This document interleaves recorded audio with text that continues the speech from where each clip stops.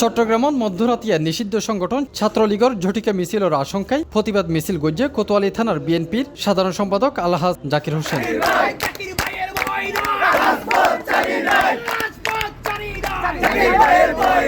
নভেম্বরের 23 তারিখ শনিবার রাতিয়া 1:30টার দিকে নগরীর নতুন ব্রিজ ফিরিঙ্গি বাজার কোতোয়ালিত এই প্রতিবাদ মিছিল করে কোতোয়ালি থানার বিএনপির সাধারণ সম্পাদক আলহাজ জাকির হোসেন সহ অন্যান্য নেতাকর্মীল।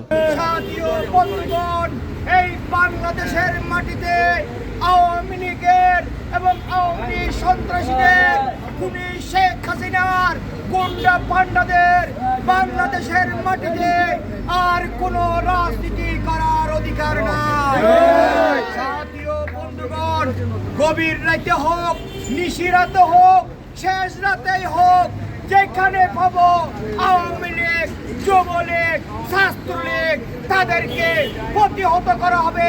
এই প্রতিবাদ মিছিলত উপস্থিত আছেন সোহেল, উসমান, মামুন, আশরাফুদ্দিন, আরিফ, সোহেল, আইনুল ইসলাম, জুয়েল, জাহিদুল হক, সোহেল রানা, আবুল কালাম সহ অন্যান্য নেতাকর্মীল। C+ TV Chittagong.